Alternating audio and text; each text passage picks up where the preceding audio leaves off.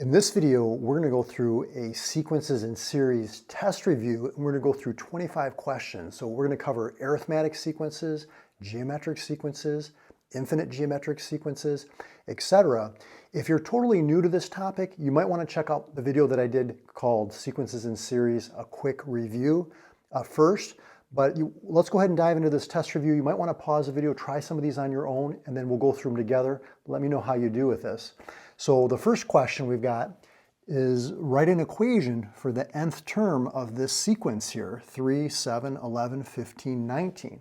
So what do you notice about this sequence?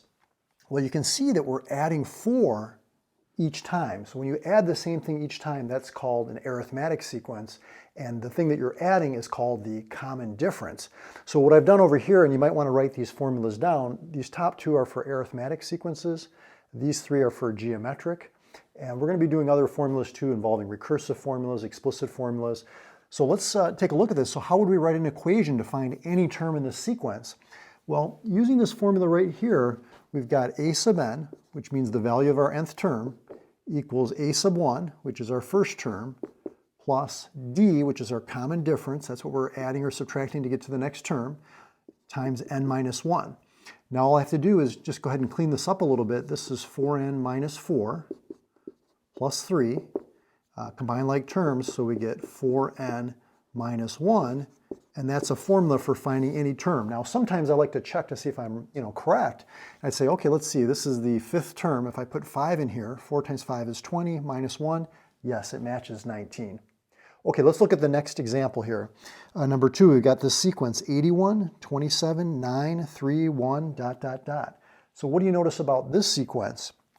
Well, I can see that I'm actually dividing by 3 each time, or another way to look at it is I'm multiplying by 1/3. And when you multiply or divide by the same quantity each time, that's referred to as a geometric sequence. We're going to use this formula here to find any term in the sequence.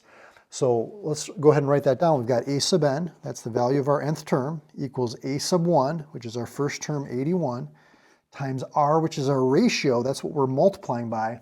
Now, sometimes students get a little bit confused. They say, well, I'm dividing by 3, but you really want to ask yourself, what am I multiplying by? I'm actually multiplying by 1/3. That's the ratio.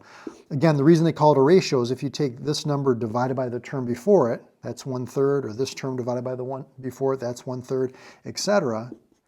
And that's our formula for finding any term in the sequence. Let's go to number 3 now. It says find a sub 8, that means the value of the 8th term, for this sequence here. How would you do that one? Well, I notice that I'm subtracting 6 each time, so that tells me that this is an arithmetic sequence. And I'm going to use this formula right here. So I've got a sub n, which is the value of our nth term, equals a sub 1, that's our first term, 204, plus our common difference. Now in this case, we're adding -6, so subtracting is like adding a negative, so -6 times n minus 1. Now I could simplify this a little bit more, but we just really need to find the 8th term. So what I'm going to do is I'm going to put 8 in place of n right here. So this is going to be 204 minus 6 times 8 minus 1. So that's 7 times 6 is 42. So it's 204 minus 42, which is how much? Let's see. It is 162, and that's the value of our 8th term. Now, if they wanted the 20th term or the 100th term, we could use the same process. The 8th term, we could just keep subtracting 6 until we get to the 8th term. But, for a higher number, we would have to, maybe use a formula to make it a little quicker. Okay, so for number 4, same idea. You want to find the value of the 10th term, and they're giving us the value of the first term and the common difference. Now, the fact that they're giving us d and not r tells us that this is an arithmetic sequence, right? So again, we're going to be using this top formula here. How would you do this one? Well, let's see. So I've got a sub n equals a sub 1, which is 40, plus our common difference, okay, or you could say minus 3 or plus a -3. And we want the 10th term, so I'm just going to go ahead and put 10 right in here. So this is going to be 10 minus 1. That'd be the value of our 10th term. Notice these n's are the same, okay? This is a subscript, so it just tells you the value of the 10th term. So this is coming out to, let's see, 40 10 minus 1 is 9. 9 times negative 3 is negative 27. So that's going to be 13. So that's the value of our 10th term. Let me erase the whiteboard. Let's do the next group of problems. Okay, we're starting kind of easy with some basic problems, but we're going to get into some more challenging ones as we go through, but just kind of warming up here. So for number 5, it says find the sum of the arithmetic series 42 plus 53 plus 64 plus ... plus 240. So when we talk about a series, we're talking about a sum. When we talk about a sequence, we're talking about like a list. And so to find the sum of this list of numbers here between 42 and 240, we have to realize that this is an arithmetic series because you can see that we're adding 11 each time. And so we're going to be using this arithmetic sum formula right here. So we need to know the number of terms in the series, we need to know the first term, and we need to know the nth term, which refers to the last term. So in this case, we've got the first term and the last term, but we don't know how many terms there are. So to find how many terms there are, we're going to use this formula here, and we're going to say a sub n equals a sub 1, which is 42, plus the common difference, which is 11, times n minus 1. Okay, now what we want to do is we want to find the value of this last term, which is 240. So let's replace a sub n with 240. And we're going to find out, what term this is, if it's the 20th term or 30th term, etc. So let's go ahead and simplify a little bit here. So we've got 11n minus 11 plus 42. That comes out to 11n plus 31 equals 240. Let's subtract 31, so that's 209 equals 11n. Let's divide both sides by 11. So let's see, n is equal to how much? 19. So this is the 19th term right here. So now going back to our sum formula, we're finding the sum of the 19 terms. So we've got 19 divided by 2. The first term is 42, and the last term is 240. And let's see if we can simplify this a little bit more. This is 282, okay, and then this is 9.5. So it's 282 times 9.5. It's 2,679 is the sum. Okay, let's go to number 6 now. This one is in a little bit different format. See this sigma right here? This is the Greek letter sigma. It just refers to finding the sum. And then this is like a formula or a rule for finding any term in the series. But what we want to do is we want to start at this bottom value, the 7th term, and we're going to go sequentially up to the 23rd term. We're going to add all those terms together. Now, that would be a lot to write out and add up by hand, so we're going to use one of these formulas here. But just to show you the pattern, if I put 7 in here, that's going to be 42 minus 10, which is equal to 32. Then if I put 8 in here, I get 48 minus 10, which is 38. And if I put in, let's see, 9, I get 9 times 6 is 54, minus 10 is 44. Okay, ...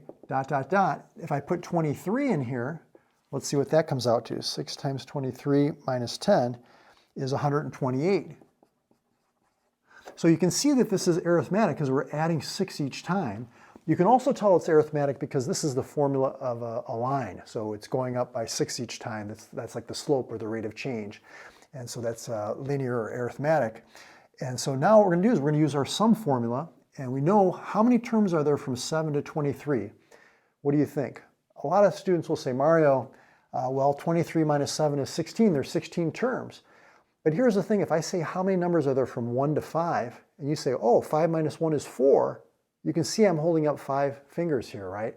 So what happens is you have to subtract, but then add one more because you're including the first and the last term, okay? So that means 23 minus 7 is 16, plus one more is 17. We're finding the sum of the 17 terms. So 17 divided by 2.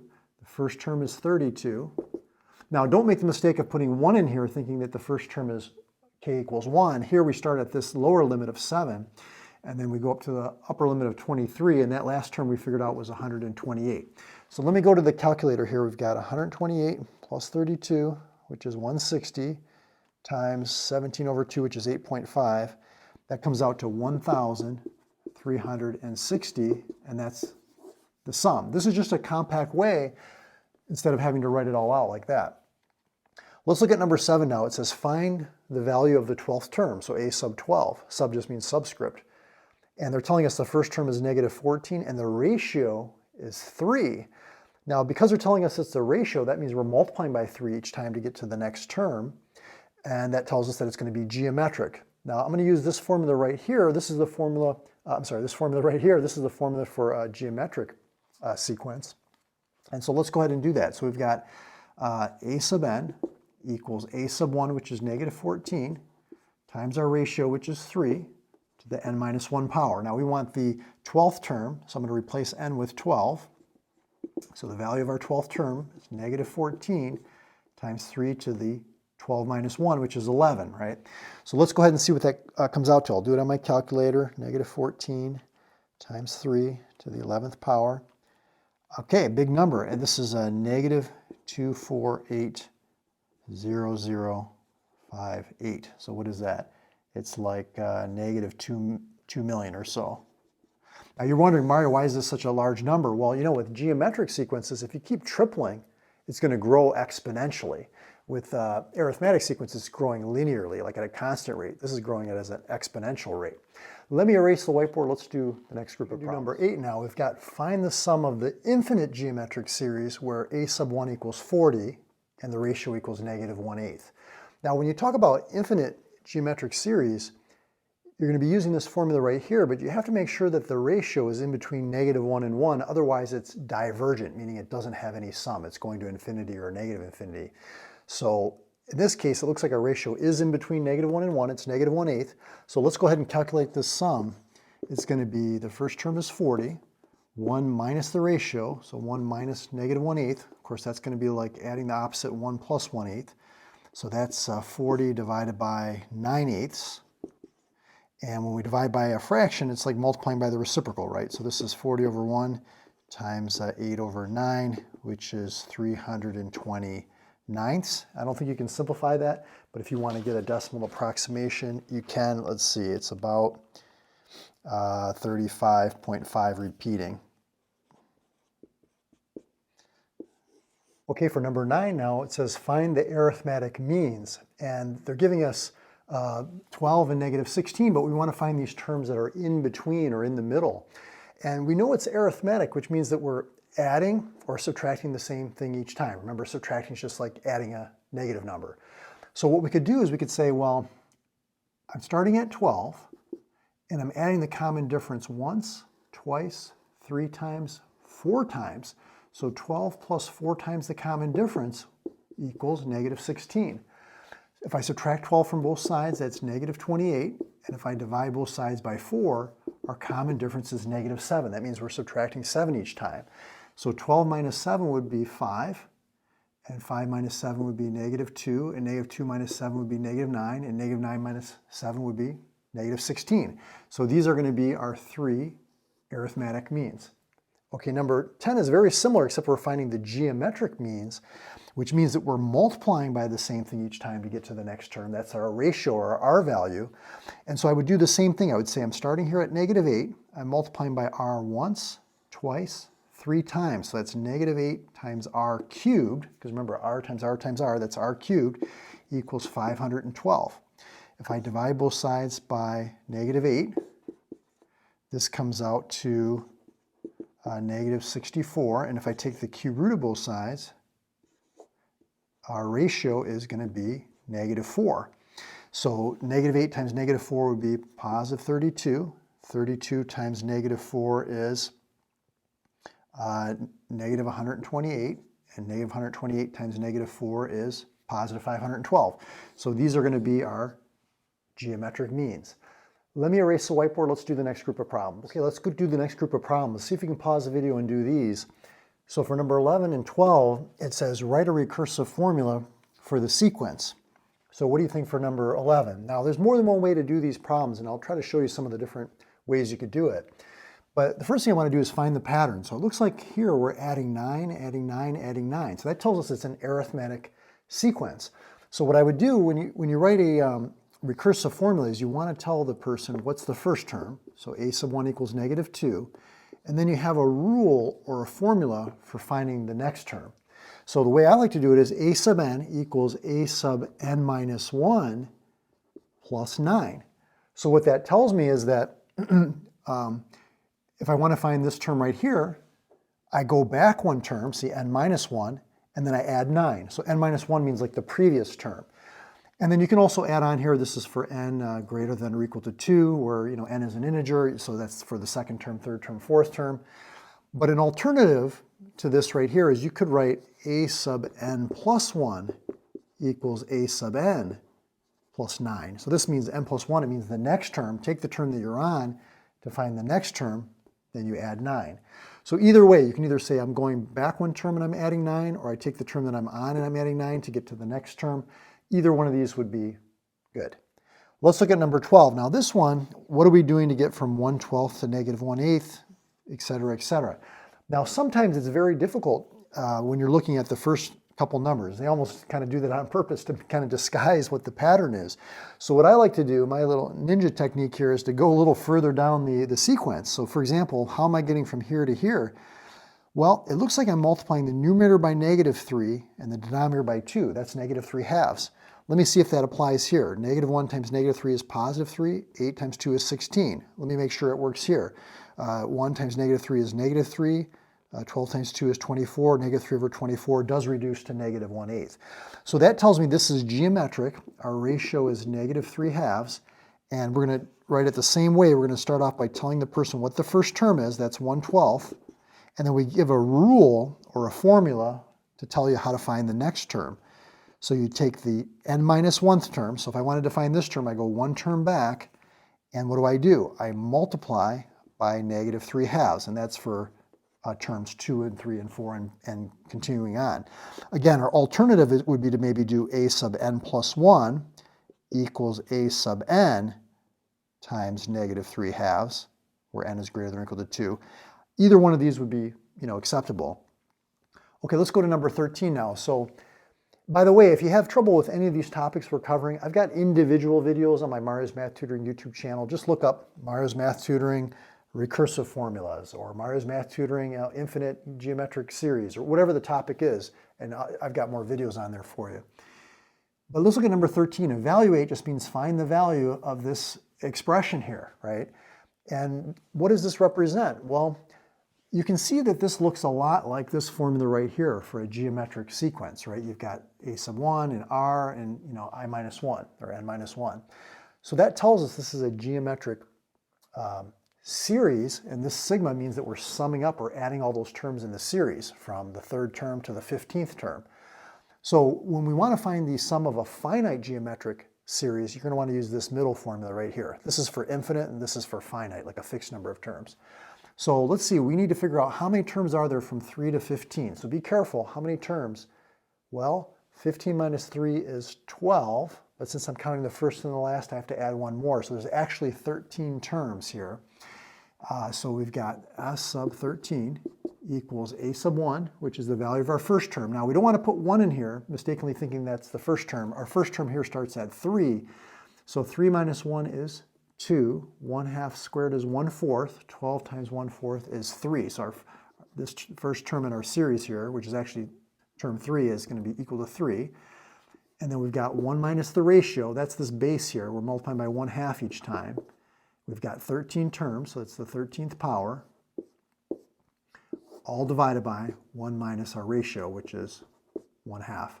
Okay, I'm going to go to the calculator now. You can do this in steps if you want. Just make sure to follow the PEMDAS. So start with the innermost parentheses, raise it to the 13th power, then do 1 minus that, and then multiply by 3, and then divide by 1/2. Or you can use some parentheses and put it in all at once. So I'll see what I get here. Let's see, I've got 3. Let's see, 1 minus 0.5 to the 13th. Okay, check your work with me, double check. 1 minus half is 0.5. Okay, so I am getting, let's see, I wonder if I can convert this to a fraction. Okay, so if you want to be really exact about this, it would be 24573 over 4096, okay, which is approximately equal to 5.999. Okay, so that would be the sum of those terms there. Okay, let's look at number 14 now. Find the infinite sum Okay, and you can see the ellipsis here, the 3 dots. That means it keeps going forever and ever. But what's the pattern here? How am I getting from 96 to 95.7 and 95.7 to 95.4? Looks like I'm subtracting 0.3. Okay, so that means if I'm adding or subtracting, it's arithmetic. Our common difference is negative 0.3.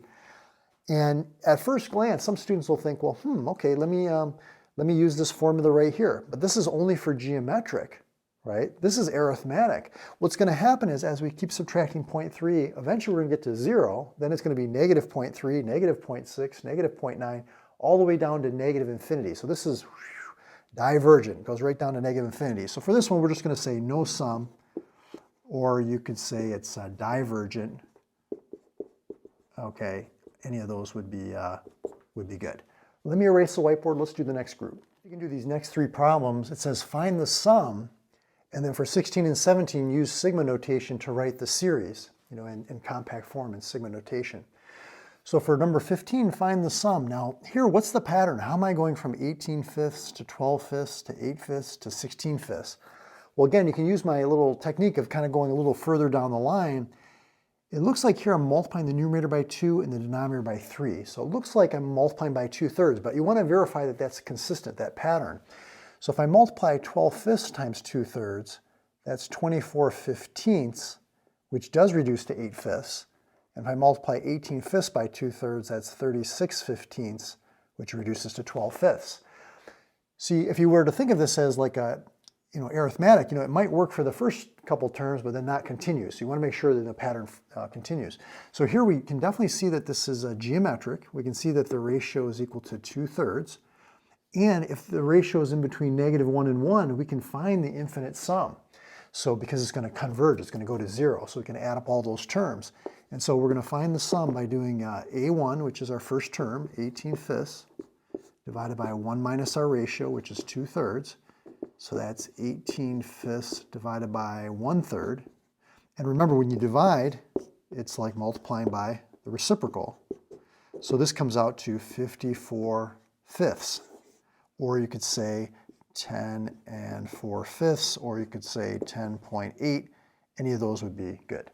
Okay, for number 16 and 17, okay, using sigma notation. Well, first thing we have to do is figure out the pattern here. It looks like we're adding 6, adding 6, adding 6. This is arithmetic. So you could use this formula, okay, if you wanted to get an equation for any term in the sequence. So the way you would do that is you'd say, okay, the first term is -5. The common difference is 6 times n minus 1. So this is going to be 6n minus 6. So that comes out to 6n minus 11. So I'm going to go ahead and write this. Now, a lot of times they don't use the letter n. They'll use like I or j or k. So I'll just say I equals 1 to infinity. See how it keeps going? Okay. And this is going to be 6i minus 11. And again, you want to make sure these variables match. If you use j, these are going to both be j or k or l or m. So this would be your final result there. Now for number 17, let's look at this one. What are we doing to get from 12 to 3 and 3 to 3/4 and 3/4 to 3/16? Looks like we're multiplying by 1/4. So this is geometric. You could use this formula here. The first term is 12. The ratio is 1/4. I'm just going to say I minus 1, and we're going from I equals 1 to infinity. And that would describe this infinite geometric series. Let me erase the whiteboard. Let's do the next group of problems. Okay, see if you can do these word problems, number 18 and 19. It says, find the sum of the odd integers from 1 to 200. Okay, so let's kind of think about this. So that the odd integers would be like 1 plus 3 plus 5 plus 199. Now, you probably can figure this out in your head, how many odd integers there are. But sometimes students get a little bit stuck, or they're just not confident or sure. And so what you could do is you could say, well, let me use this arithmetic formula right here, because we can see we're adding 2 to get to the next odd integer each time. So it's arithmetic. We know this term is 199. We know the first term is 1. We know the common difference is 2. We're adding 2 each time. But we're just maybe not sure what term this is. Okay, so if I subtract 1, that's 198. Equals 2 times n minus 1. If I divide both sides by 2, that's 99. If I add 1 to both sides, okay, I can see that's 100. So I know this is the 100th term. There's 100 terms. But I want to find the sum. So I'm going to use the sum formula for an arithmetic series. So I'm going to say the sum of these 100 odd integers, there's 100 terms. The first term is 1, and the last term is 199. Okay, so that's 200. This is 50. 5 times 2 is 10. Add the 3 zeros. It comes out to 10,000. Okay, let's do number 19 now. Ball is dropped from an 80-foot building, and it rebounds 80% of its previous height each time. Okay, what is the total distance traveled up and down? So kind of visualize here. Here's the building. Here's the ball. It's dropped, and then it kind of rebounds, but not quite as high, and then it goes back down, and then it rebounds not quite as high and goes back down, etc. Forever, you know, dot, dot, dot. Way I like to approach it, let me show you my preferred method is, okay, let's kind of ignore this initial drop. Okay, let's find this second bounce. So what's 80 feet times 80%? That's 64, right? Let's just verify, so 64. So that means this is a height of 64. So it's going up 64, down 64, then up this much, down this much, up this much. So what we're going to do is we're going to pretend like our first term is 64, okay? And I'm going to use this infinite geometric sum formula. So 64 over 1 minus the ratio, which is 0.8. And that gives us 64 divided by 0.2, which let's see how much that is. It's 320. Okay, but that's only counting going up, right? Or going down. But we have to double it because you're going up and down the 64 feet. And then the next one up and down. So I'm going to multiply this by 2. That gives us 640. Plus I have to add on that initial drop that I didn't count. So plus another 80 would give us 720 feet traveled. Okay, now that's one option. Now some students don't like that. You could just measure all the ones that are going down and all the ones that are going up. So the way you would do that is you say, I'm going to do the ones just going down. That's going to be 80 over 1 minus 0.8. Okay, plus I'm going to do all the ones that are just on the way up. That's going to be 64 times 1 minus 0.8. And then if you add those together, you're going to get the same thing, 720. So a couple different ways to approach it. Let me erase the whiteboard. Let's do the next group of problems. Okay, see if you can do number 20 and 21. And while you're doing that, I just want to let you know if you are enjoying these test reviews, I've got a playlist on my Mario's Math Tutoring YouTube channel dedicated to test reviews like this. So if you want more practice, you can check that playlist out. Also, I've got a playlist that has complete guides, so they're more of a deeper dive into a particular topic and a little bit more comprehensive. So check out my complete guides playlist as well. And then if you want to join the channel at the additional videos level, join as a channel member, I've got midterm and final exam reviews on there. So you might want to do that if you're getting ready for a midterm or a final. So check that out. Also, I've got some video courses for sale. You might want to check out my Algebra 2/College Algebra video course. If you're covering these topics, these are some of the things that I cover in that course. So check out those resources, but let's continue on with this test review. So it says a child on a rope swing swings 20 feet on the first swing, then 90% of each previous swing. So basically they're kind of like slowing down, going back and forth like this, right? Find the distance traveled on the first 15 swings. Okay, so you can see that each time we're going 90% of the previous swing, 90% of that swing. This is a geometric series because we're trying to add up the total distance traveled on 15 swings. And notice it's a finite geometric series. It's not infinite, right? So there's only 15 swings. So let's use that middle geometric sum formula there. The sum of the 15 swings. The first swing they traveled how many feet? 20 feet. Okay, and the ratio is 0.9.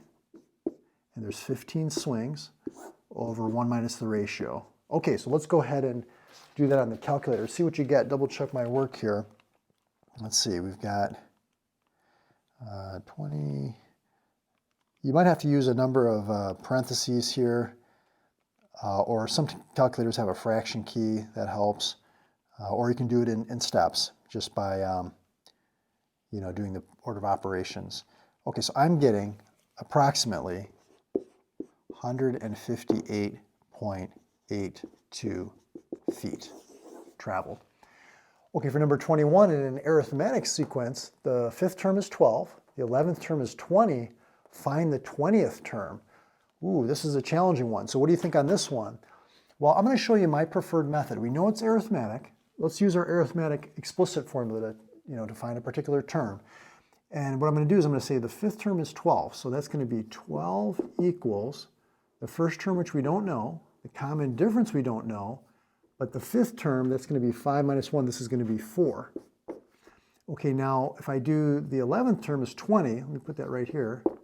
We don't know the first term, we don't know the common difference, but 11 minus 1 would be 10. So what I'm going to do is I need to solve for the first term and the common difference. So whenever you have two variables, you need two equations, right? So I made an equation with each one of these terms in this sequence. What I'm going to do now is I'm going to subtract. So 20 minus 12 is 8. A1 minus A1 is 0. 10D minus 4D is 6D. If I divide both sides by 6, whoops, why did I wrote D there? Divide both sides by 6, D is equal to 4/3. Okay, that's our common difference. Now if I take the 4/3 and put it back into one of these equations, let's just say that one. So 12 equals A1 plus 4/3 times 4, which is 16/3. 12 is like 36/3. If I multiply top and bottom by 3, subtract the 36/3, that's going to give us 20/3 equals A1. Okay, so now we can write a formula for our sequence. We can say A sub n equals A sub 1, which is 20/3, plus our common difference, which is 4/3, times n minus 1. But we just want to find the 20th term. Normally I would try to condense this a little bit, but let's just find the 20th term by putting 20 in for n. So I'm going to put 20 right here. 20 minus 1 is 19. 19 times 4 is 76/3 plus 20/3. That's going to give us 96/3, which is 32. So the value of our 20th term is 32, and you got it. Let me erase the whiteboard. Let's do the next group of problems. Okay, are you still with me? We got 4 problems to go. These are getting a little bit more challenging, but just hang with me and see if you can get through these. So for 22, it says in a geometric sequence, a sub 4 equals 8, a sub 7 equals 64 over 125. Find a sub 2, the value of the second term. So we know it's geometric, and we know the fourth term is 8, the seventh term is this, right? So if I start at 8, and I multiply by the ratio fifth term, sixth term, seventh term, I'm multiplying by the ratio 3 times, that's r cubed, equals 64 over 125. If I multiply both sides by 1/8, r cubed is equal to 8 over 125, and if I take the cube root of both sides, that means that our ratio is going to be equal to 2/5. Okay, now that's interesting. So now let's go ahead and see if we can find the first term. So what I'm going to do is I'm going to say a sub n equals a sub 1 times a ratio, which is 2/5, to the n minus 1. Now if we put in the fourth term, which is 8, this would give you 8 equals a1 times 2/5 to the 4 minus 1, which is 3. We can solve for that first term. So this is going to be a1, 8 over 125. This is 8. I'm going to multiply by the reciprocal, 125/8. Whatever I do to the right side, I have to do to the left side. Okay, so that means that our first term is 125. So if I want to find the second term, all I have to do is multiply by 2/5, because this is the first term times the ratio that'll give me my second term. So what's 125 times 2/5? Well, 5 goes in here 25 times 2 is 50. So that's the value of our second term. Okay, for 23, we're finding the sum of this finite series. Finite is just a fixed number of terms. Looks like we're multiplying by -3 each time, so it's geometric. So we're going to want to use this formula right here. The only issue is we don't know how many terms there are. We know the first term, we know the ratio, which we said was -3. But what term is this guy right here? Well, let's see if we can figure it out. So we've got 2,125,764 equals A1, which is our 4. I'm using this formula here. The ratio is -3. For all practical purposes, let's just call it 3 for right now. And let's just call this n minus 1. We're just trying to figure out you're multiplying by 3 that many times. So I'm going to divide both sides by 4.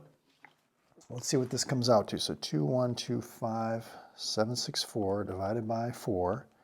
Okay, still a huge number, 531,441, okay, equals 3 to the n minus 1. So 3 to what power is this? Now here's where you might want to use some logarithms. So I'm going to say, well, you can do this a couple different ways. I could take just the regular common log of both sides, okay, and then I can bring this n minus 1 down in front. So this would look like log of 531,441 equals n minus 1 times log of 3. Divide both sides by log of 3. Okay, and let's see what that comes out to. So log, now the reason I didn't use the negative 3 is because you can't take the log of a negative number. Okay, so that's just to clear that up. So that's 531,441 divided by log of 3. Some calculators you can't change the base. That's why I just took the log base 10. You could take the natural log of both sides, or if you can take a different base, you could just use log base 3. So this comes out to 12 equals n minus 1, add 1 to both sides. Okay, so that means there's 13 terms. This is the 13th term. Now we can find our sum of this series here. We're going to say sum of the 13 terms equals our first term, which is 4, 1 minus our ratio, which is, what do we say our ratio was? Negative 3. Make sure to put it in parentheses. Okay, over 1 minus our ratio. Subtracting is like adding the opposite. The reason you want to put this in parentheses is, say if this was an even power like 14, and if you just said, see, because what people will do is they'll say, oh, this is like 1 plus 3, instead of saying like, oh, negative 3 to the 14th power, that becomes a positive because a negative to an even power is a positive, and then do 1 minus. They'll lose that, that negative in there because they're just saying, oh, I'm subtracting a negative, that's like addition. So you want to kind of capture it as a group, put it in parentheses. When in doubt, substituting, just use parentheses. But let's go ahead and do this on the calculator, see what you get. Check my work here. I've got 4, let's see, 1. My calculator here, this TI-84, you can use, there's a fraction mode on here where you can use fractions, so that makes it a little bit easier. Some people don't know how to access the fraction feature. I've got a video on that if you want to see how I do that. Okay, but let's see. So this is coming out to 1,594,324. 1,594,324. Let me erase the whiteboard. Let's do the last two problems. See if you can do number 24. The sum of the arithmetic sequence given here, 7 plus 15 plus 23 plus ... is 1,827. How many terms are in this series here? Okay, I should have said the sum of the arithmetic series, okay, because series means a sum, you're adding up all the terms. But we're trying to figure out how many terms are there so that the sum is 1,827. We know it's arithmetic, we're going to have to use this formula right here. So let's go ahead and start setting this up. We've got the sum equals n over 2, okay. The sum they told us is 1,827. Okay, the first term is 7. Now the a sub n means the value of the nth term or the last term. And in this case, what is that last term? Well, we don't know, right? So we're going to have to use this formula right here, which is a sub 1, that's 7, plus the common difference, which is you're adding 8 each time. So that's 8 times n minus 1. Okay, so let's go ahead and keep simplifying here. So this is going to be 8n minus 8. Okay, so this is going to be 14 minus 8, which is 6. So this is going to be 8n plus 6. Okay, and then this is n divided by 2 equals 1,827. Let's multiply both sides by 2 to get rid of this fraction here. So let's see what that is. That's 3,654 equals n times 8n plus 6. Okay, we multiply both sides by 2. I'll just show that step there. And then let's distribute the n. So this comes out to 8n squared plus 6n equals 3,654. Let's actually subtract the 3,654, make this equal to 0. Now we can factor this or do the quadratic formula. It looks like we could divide everything by 2. Let's just go ahead and do the quadratic formula. So we've got negative b. So n is equal to negative b plus or minus the square root of b squared minus 4ac You thought you never used that quadratic formula again, right? All divided by 2 times a. Okay, so go into the calculator. Let me figure out what the square root part is here. So the square root of 36 minus 4 times 8 times negative 3654. Okay, it's 342. So I have negative 6 plus or minus 342 divided by 16. Okay, now if I do negative 6 minus 342, that's going to be a negative number. Divided by 16 is going to be negative. There can't be a negative number of terms. That doesn't make any sense.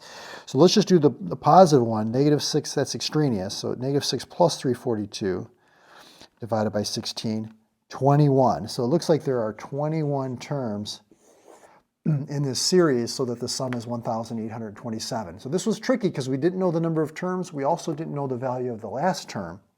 Okay, see if you can do the last number, 25, your last problem. Write the first 8 terms of the recursive formula. Let's see how this works. So they're giving us the value of the first term, which is 1. The value of the second term is also 1.